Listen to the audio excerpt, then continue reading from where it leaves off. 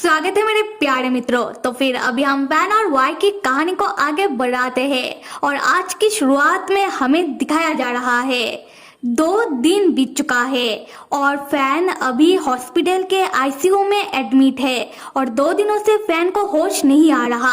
ये देखकर वाई का सब्र का बांध टूट जाता है और वाई जाकर डॉक्टर के ऊपर बरस पड़ता है।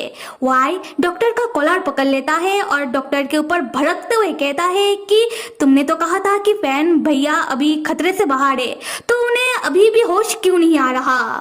डॉक्टर वाई को समझाते हुए कहता है कि देखिए मिस्टर, आप पहले शांत हो जाइए।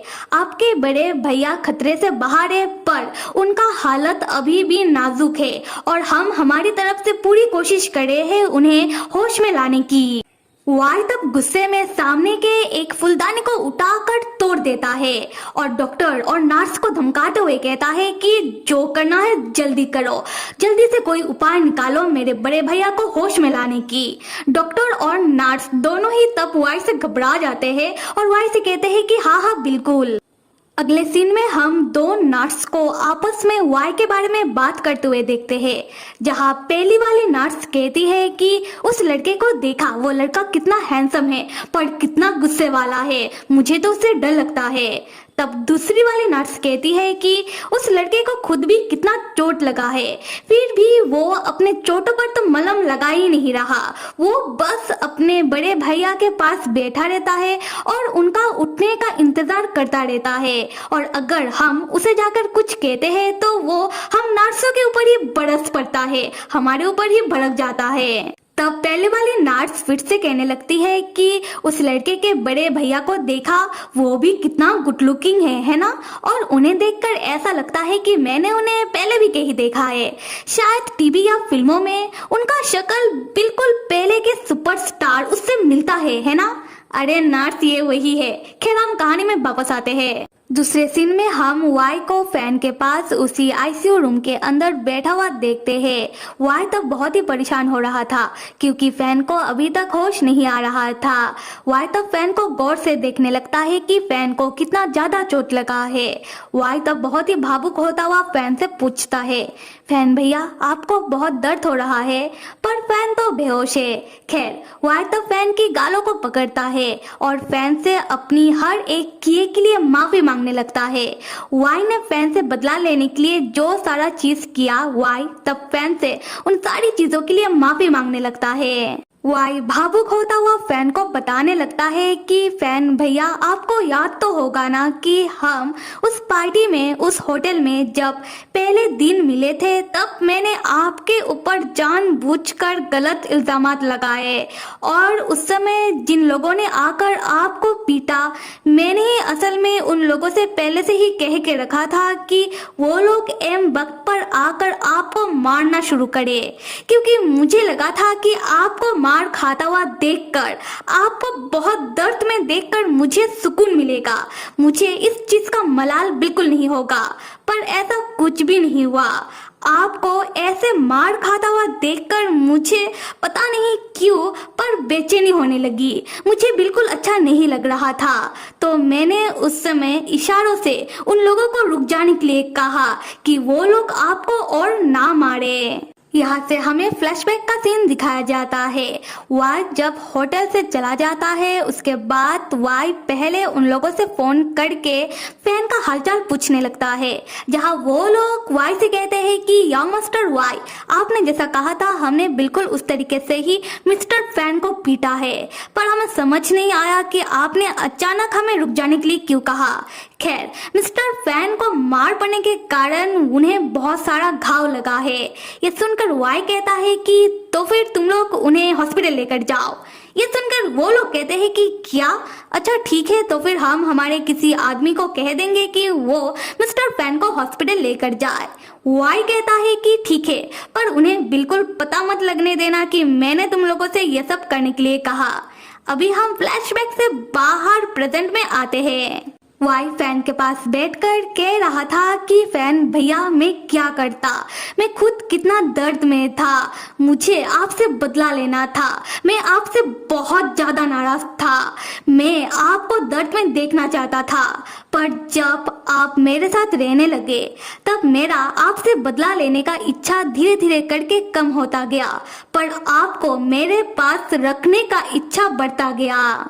फैन भैया मुझे सच में नहीं पता कि मैं ऐसा क्या करूं जिससे मैं आपको अपने पास रख सकूं, आप मेरे साथ रहो। उसके बाद वाई अपना सर फैन के सीने में रखता है और फैन से कहने लगता है कि फैन भैया आई हेट यू, मैं आपसे नफरत करता हूं क्योंकि आपने बिना मेरा इच्छा जाने मुझे मेरे पिताजी के परिवार वालों के पास बेच दिया। मैं आपसे नफरत करता हूं क्योंकि आपने इतने सालों मुझसे मिलने के लिए नहीं आए। मैं आपसे नफरत करता हूँ क्योंकि आपने इतने सालों मेरे किसी बर्थडे पर मुझे कॉल करके विश नहीं किया। वाई ये सारी बातें कहते हुए रोने लगता है। वाई रोते हुए कहता है कि फैन भैया जब मैंने नान को आपके साथ देखा तब मैं नान से जेलस हो गया, मैं डर गया कि शायद अभी आपके मन में मेरे लिए कोई जगह ना हो। फैन भैया मैं सबसे ज्यादा तब डर गया जब मुझे लगने लगा कि मैं शायद आपको कभी नहीं देख पाऊंगा। फैन भैया मैं आपके बिना नहीं रह सकता, ना ही तब और ना ही अब। फैन भैया मुझे माफ कर दो और आप बस जग जाओ। और जब वाई रो रहा होता है वाई का आंसू तब फैन के फेस के ऊपर गिर रहा था और यहाँ हम देखते हैं कि फैन जगने लगता है। फैन धीरे धीरे करके अपना दोनों आंखें खोलता है और वाई जैसे ही देखता है कि फैन जग गया है वाई तब बहुत खुश होता है और चिल्लाते हुए डॉक्टर और नर्स को बुलाने लगता है कि डॉक्टर और नर्स कहाँ हो, मेरे फैन भैया जग गए हैं। यहाँ से हमें कुछ घंटे बाद का सीन दिखाया जाता है जब डॉक्टर और नर्स आकर फैन का चेकअप करके जा चुके हैं और साथ में वाई ने भी अपने चोट में मलहम पट्टी करवा ली है। वाई तब फैन को उठाकर बिठा रहा होता है और फैन से कहता है कि संभाल कर।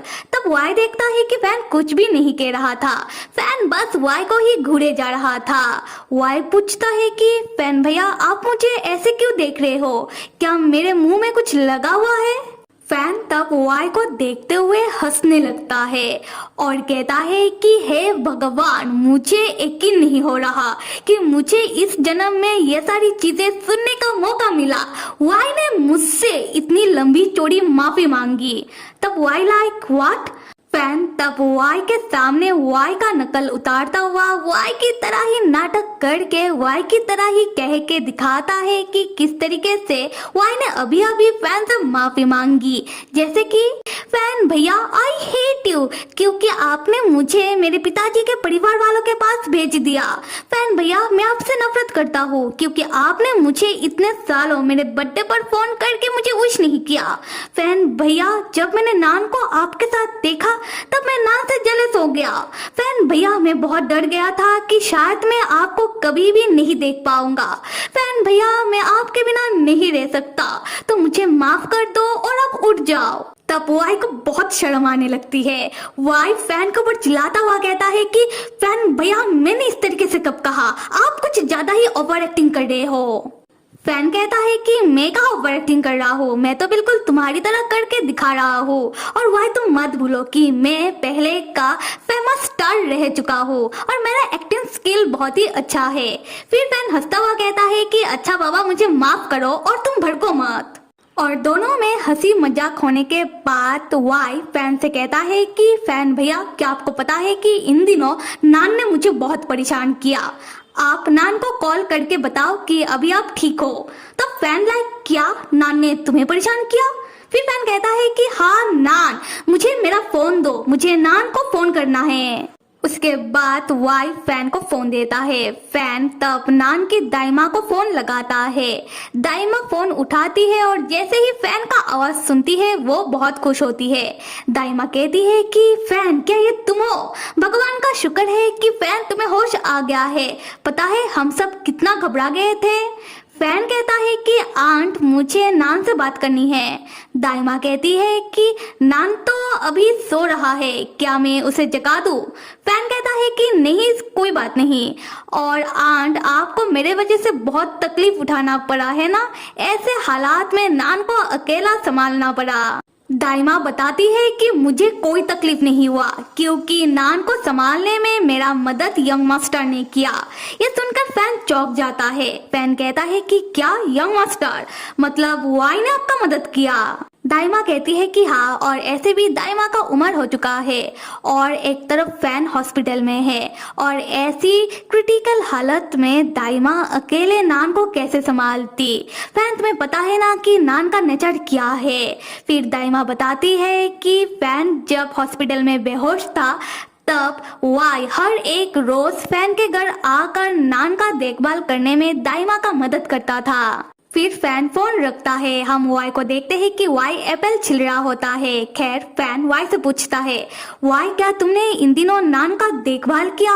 वाई कहता है कि हाँ। वाई पूरे दिन हॉस्पिटल में फैन के पास रहता था और शाम से लेकर पूरे रात वाई फैन के घर में नान का देखभाल करता था। ये जानकर फैन को बहुत खुशी मिलती है। फैन मन ही मन सोचने लगता है कि वाई बाहर से जैसा भी दिखाए पर अंदर से वाई को जिम्मेदारी उठाना आता है। ये सोचकर फैन बहुत ज्यादा मुस्कुराने लगता है। ये देखकर वाई गुस्सा करने लगता है। वाई पूछता है कि फैन भैया, क्या आप मेरे ऊपर हंस रहे हो? फैन तब वाई को अपने पास बुलाता है और अपना हाथ वाई के सर में रखकर कहता है कि फैन वाई के ऊपर नहीं हंस रहा। फैन बस ये सोच रहा है कि फैन को बहुत सारा पट्टियां लगने के बाद, फैन को हॉस्पिटल में एडमिट होने के बाद वाई ने किस तरीके से फैन और साथ में नान का भी ध्यान रखा। अब फैन का छोटा वाई बड़ा हो रहा है। ये सोचकर फैन को खुशी मिल रहा है। वाई तब फैन का हाथ अपने सर से हटाकर अपने दोनों हाथों में पकड़ता है और फैन को अपनी ओर करके हक करने लगता है। वाई फैन से कहता है कि फैन भैया, क्या आप मुझे माफ कर दोगे? मैंने आपके साथ जो भी गलत किया है उसके लिए। और यहाँ वाई फैन का इस हालात का भी खुद को ही जिम्मेदार ठहराने लगता है। फैन तब मन ही मन सोचने लगता है कि वाई, जब तक तुम्हें तुम्हारी गलतियों का एहसास है तब तक मेरे लिए ये छोटी मोटी चोटें कुछ भी नहीं है। और यहाँ फैन वाई को माफ कर देता है क्योंकि फैन कभी भी वाई से नाराज था ही नहीं। खैर, वाई फैन से कहने लगता है कि फैन भैया, अब से मैं आपका और अच्छी तरीके से ध्यान रखूंगा। ये सुनकर फैन वैसे तो कोई जवाब नहीं देता पर फैन का एक्सप्रेशन लाइक जो सही लगे वो करो। तो फिर मेरे प्यारे मित्रों, मेरा एक्सप्लेनेशन अगर पसंद आ रहा है तो कमेंट करके बताओ और कहानी को आगे देखने के लिए till then stay with me and see you.